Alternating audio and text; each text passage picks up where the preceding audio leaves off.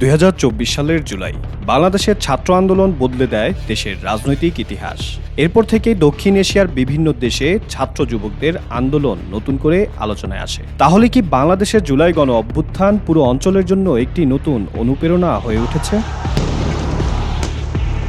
সরকারি চাকরিতে কোটা সংস্কারের দাবিতে শুরু হওয়া আন্দোলন দ্রুত রূপ নেয় গণ অভ্যুত্থানে। টানা কয়েক সপ্তাহের বিক্ষোভ, সংঘর্ষ এবং জনচাপের মুখে 2024 সালের 5 আগস্ট ভারতে পালিয়ে যেতে বাধ্য হন তৎকালীন প্রধানমন্ত্রী শেখ হাসিনা। এই আন্দোলন শুধু বাংলাদেশের নয়, আন্তর্জাতিক সংবাদ মাধ্যমেও জেনজি মুভমেন্ট বা তরুণদের নেতৃত্বাধীন এক ঐতিহাসিক গণ আন্দোলন হিসেবে আলোচিত হয়।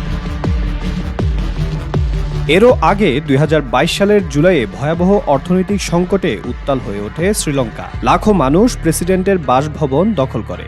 শেষ পর্যন্ত দেশ ছেড়ে পালিয়ে গিয়ে পদত্যাগ করেন প্রেসিডেন্ট রাজাপাকসে। এরপর নজর দেওয়া যাক নেপালে। 2025 সালে সামাজিক যোগাযোগ মাধ্যমে নিয়ন্ত্রণ, দুর্নীতি, স্বজনপ্রীতি এবং বেকারত্বের প্রতিবাদে হাজার হাজার তরুণ রাস্তায় নেমে আসেন। অনেক আন্তর্জাতিক বিশ্লেষক এই আন্দোলনের সঙ্গে বাংলাদেশের ছাত্র আন্দোলনের মিল খুঁজেছেন। শেষ পর্যন্ত 9 সেপ্টেম্বর পদত্যাগ করেন প্রধানমন্ত্রী কেপি শর্মা ওলি।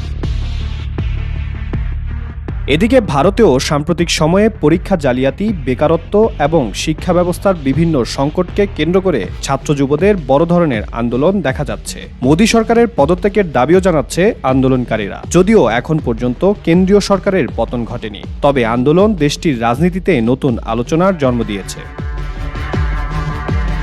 বিশ্লেষকদের মতে দক্ষিণ এশিয়ার তরুণ সমাজ এখন আগের চেয়ে অনেক বেশি সংগঠিত। সামাজিক যোগাযোগ মাধ্যম, দ্রুত তথ্য ছড়িয়ে পড়া এবং এক দেশের অভিজ্ঞতা আরেক দেশের তরুণদের অনুপ্রাণিত করছে।